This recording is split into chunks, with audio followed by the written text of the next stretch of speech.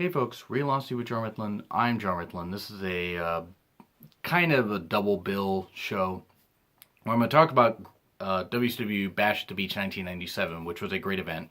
It's going to be the third part of my history series on the Bash at the Beach events, and also it's going to be a 20-year reflection because we're coming up on the date. Now, it might not go up on July 13th because it happened July 13th, 97, but it'll be around that time. I got a lot of reflection series coming up here, so I hope you guys enjoy them, and thank you guys so much for watching these. I do these videos in part for me, but also for you guys, because you guys tend to enjoy my thoughts. And I figure, why not, while I'm doing my YouTube channel, for the few years I'll be doing it, why not put my thoughts out there and have some fun? So anyway, Bash at the Beach 1997. This is when WCW was on a serious roll. They could really do no wrong. Though cracks were going to start to show by the time Starrcade 97 came up because they botched the whole Sting Hogan thing. But this had Dennis Rodman getting in the ring, teaming with Hulk Hogan versus Luger and the Giant. Had a really good undercard. First match maybe wasn't all that good, but it was Mortis and Wrath with James Vanderberg, aka James Mitchell, defeating Glacier and Ernest Miller. First off, it's like, look, I have nothing against Morris, I have nothing against Wrath, I have nothing against Glacier. I can't stand Ernest Miller. And I mean the character. I don't know the guy personally. Obviously, I don't know any wrestlers personally. But just watching him on TV, I wanted to take an ice pick to my goddamn eyes and just stick something in my ears so I didn't have to hear him, because the guy had no charisma, the guy had no wrestling ability. I mean, he's a 3-time world karate champion. Well, get in there and actually take bumps and actually do shit. No, he'd just go in there and kick and not do anything. He couldn't do anything except be really annoying. It was stupid. And I got my notes over here, by the way, so I'm looking off to the side here and there. But it was a tag match. This was the whole thing where, like, Glacier, it was Mortal Kombat people, like, getting involved and stuff like that, which is sad, because Mortis is a really good worker, so was Wrath. Morris is Chris Canyon. And, I mean, Glacier was a decent enough worker. Ernest Miller couldn't work for shit. But, yeah, the whole Mortal Kombat thing it was ridiculous. And it wasn't too long of a match, but this was a feud I had no interest in and did not start off the pay-per-view all that great. And, yeah, Chris Jericho defeated the Ultimate Dragon. I call him Ultimo Dragon, because that's what I got used to calling him. It was a Cruiserweight Championship match, and it was good. This was good. They had faced off in other companies, in other countries, actually. They faced off in Japan. There was on Chris Jericho's DVD set, I can't remember, I think it's 1995, but it's not the best video quality, but it's him versus Ultimo, and it's really, really good. And I mean, this was just as good as you would expect. They had faced off before. Really, really good action. And the Cruiserweight division was tremendous for WCW. For a number of years, despite the fact they had a ceiling put on them and weren't allowed to really do anything other than, be cruiserweights. They were just cruiserweights. Gee, what does that sound like? Oh yeah, that's what it sounds like WWE's doing right now with the Cruiserweight division, despite all the talent they have. But this was a really good match. To me, this was the second best match of the night, because it just really had that pop to it. And it was really good wrestling mixed with some good submission stuff and mixed with a little bit of high flying. It was really good. And Jericho retained. So it was good stuff. Not that Ultimo Dragon losing or winning would have been a bad thing. And he had the Steiner brothers, Rick and Scott, obviously, versus the Great Muta and Masahiro Chono. And Chono and Muta, as a team, that's scary. Even after Chono's neck injury and after Muta at this point he'd started to have a few more injuries, which you're going to have if you're a wrestler anyway, but it was really good. It was only like 10 and a half minutes. It was over really quick. I mean, it was really good action. Really good action, some good brawling, and Muta, his agility was still world class at this point. It was just really good tag wrestling. Really good tag team wrestling, and a bit of a dream match that I didn't even know that I wanted to see at the time, but once I saw it was on the card, I watched it with my friend, and we enjoyed it. Even 16-year-old me was like, that was good. That was really fun.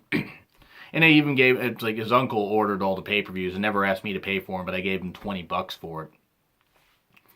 And that was the one pay-per-view that I paid for that entire year because he kept pushing the money away.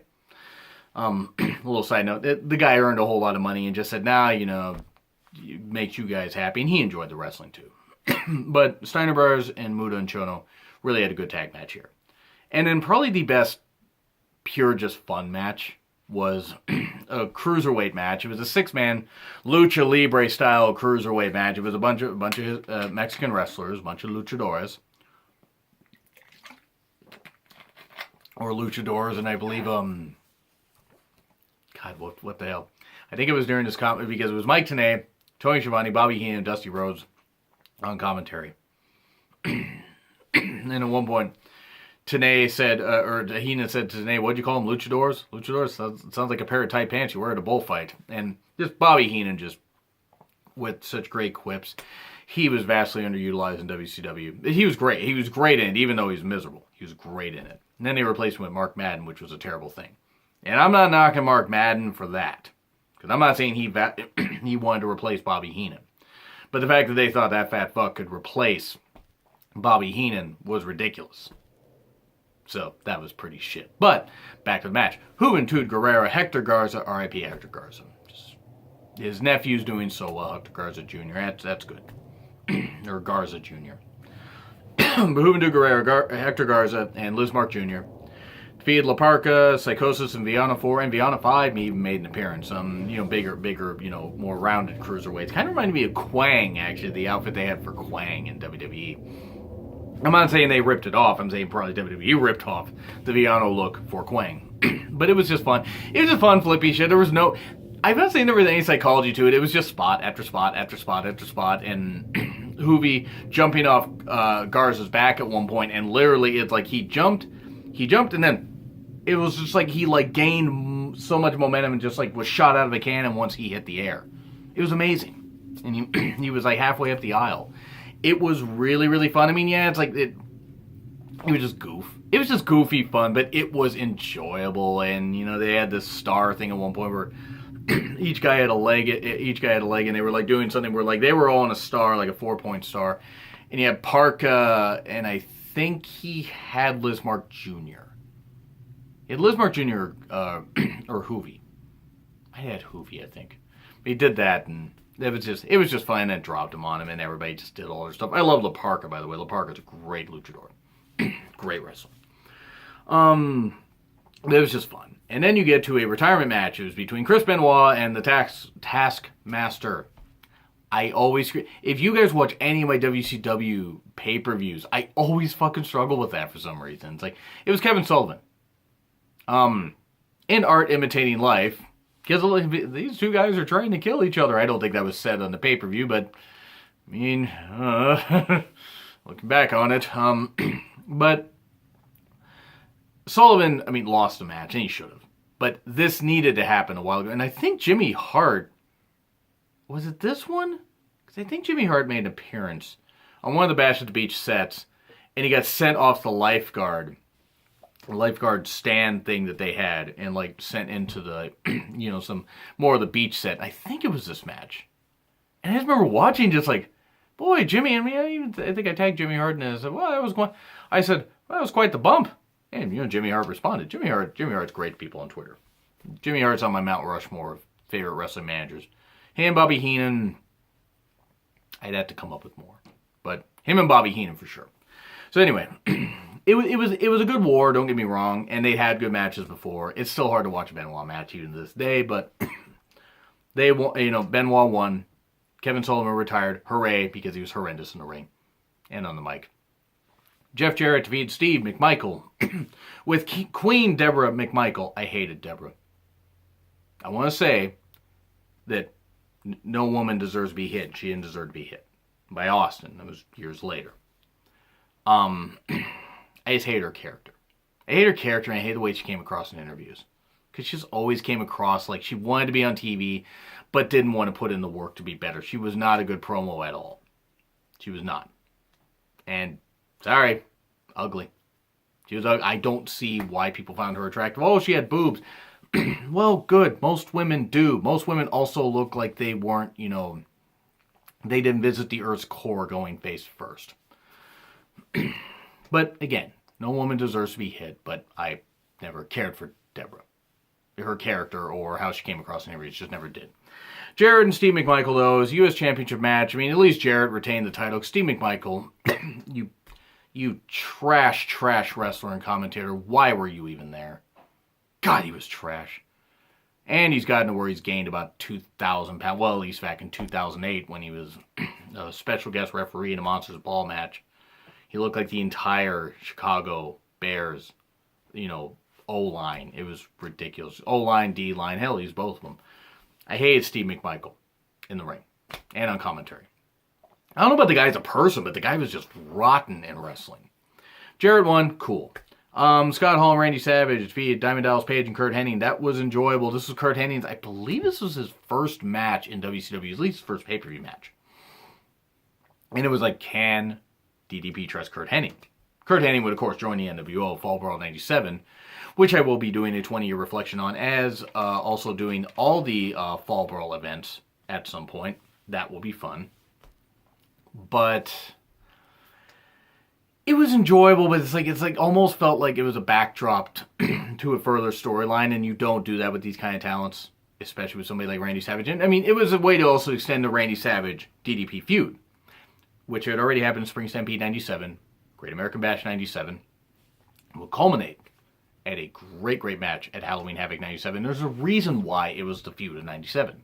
I said 97 so many damn times, the number's going to be burned in my brain forever.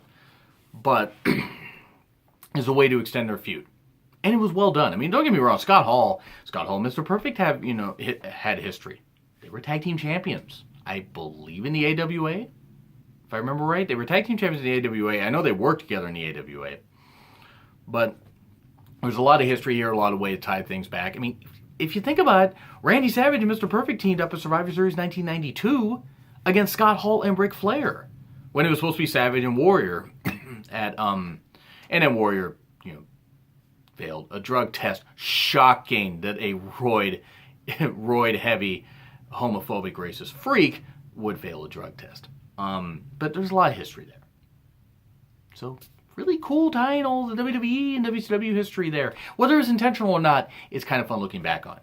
It was a well done tag match for what it was, but it felt like it was leading to something bigger. And Scott Hall and Randy Savage got the win. And Miss Elizabeth, my God, Miss Elizabeth looked lovely. But God, she got hotter as she got older. Whew. Anyway, R.I.P. Miss Elizabeth in all seriousness. And I'm not trying to sound disingenuous. Miss Elizabeth, my first woman crush in wrestling, and actually was for a number of years. Roddy Piper defeated Ric Flair. No, this wasn't like their matches in 98, 99. It was not that much of a hot mess. Dear God, that whole thing of, I'm president for life. No, you're not. I won. You're in a mental asylum. What the fuck was that? This was a well-wrestled match, even by, God, Piper at this point, even in 97, was starting to break down. But it was good. It was good stuff. Piper got the win. Him and Flair had good chemistry. Then it became two old guys having issues and being senile in the later part of WCW. Then again, that would drive anyone mad. But this was an enjoyable match. And then the big event, Lex Luger and the Giant versus Hogan and Rodman.